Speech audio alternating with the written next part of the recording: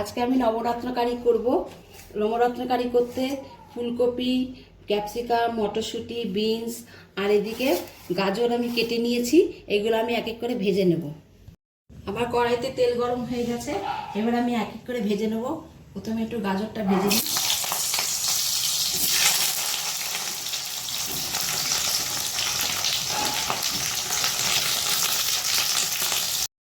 আমি এক এক করে এগুলো সবকটা একসাথে ভেজে নেবো, পরপর করে ভেজে নেবো। আমি এইগুলো আমার সব ভাজা হয়ে গেছে। ফুলকপি, গাজর এগুলো সব ভাজা হয়ে গেছে। এবার ওই তেলেতেই আমি পনিরটা ভেজে নেব।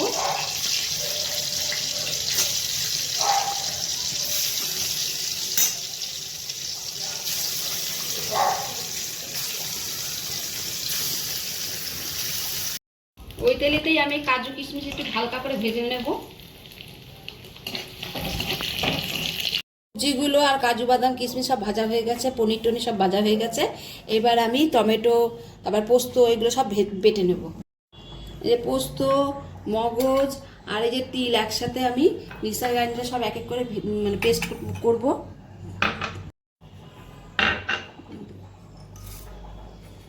তার সাথে আমি আদা লঙ্কা দিয়ে দেবো, দিয়ে এগুলো পেস্ট করে নেব। আমার পোস্তটা বাটা হয়ে গেছে। এবার আমি এটাতে টমেটো পেস্ট করে নেব। টমেটোটা পেস্ট করা হয়ে গেছে। এবার আমি নবরত্ন কারিটা তৈরি করে নেব। আমি ওই সাদা তেলের মধ্যেই আমি ঘিটা গলিয়ে নিয়েছি। আমি একটু ঘি দিয়ে দেবো।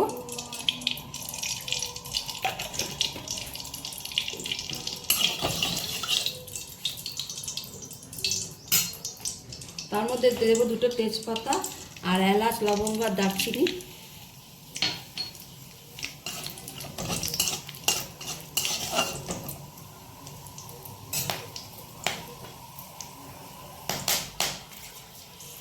তার মধ্যে দিয়ে দেবো যে টমেটো পেস্ট করেছিলাম, সেই টমেটোটা পেস্ট করে নেব।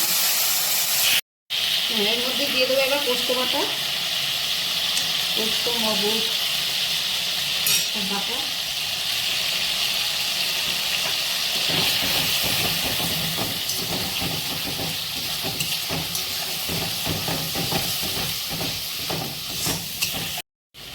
স্বাদ অনুসারে লবণ,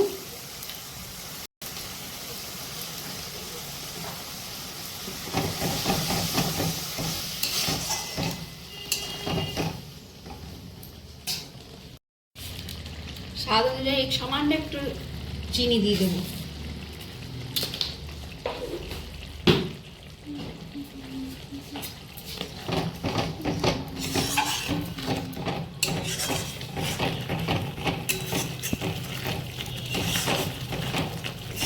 দিয়ে দেবো দুধ,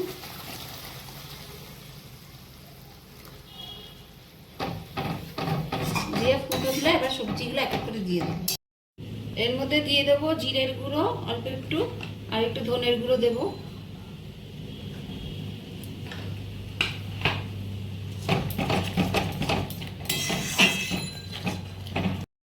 এবার দিয়ে দেবো কাজু কিশমিশটা ভেজে রেখেছিলাম, দিয়ে এবার সবজিগুলো দিয়ে দেবো।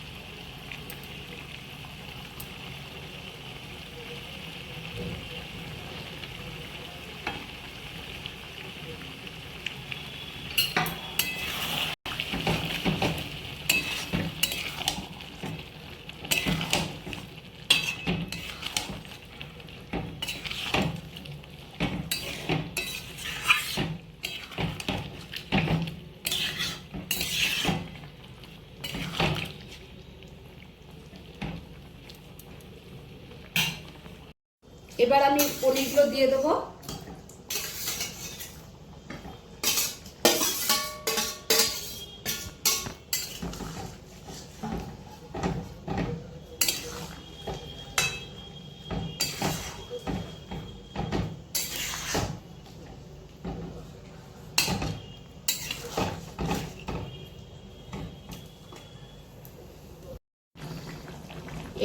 এরপরে আমি দেবো হচ্ছে গোলমরিচের গুঁড়ো আর এলাচ গুঁড়ো দিয়ে ভালো করে নামিয়ে নেব।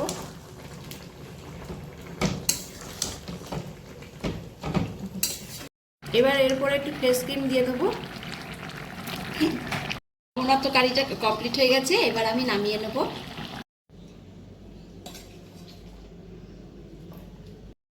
নবরত্ন কারিটা কমপ্লিট হয়ে গেছে। কার কীরকম লাগলো আমাকে জানিও, আর তোমরা আমার পাশে থেকো। ভালো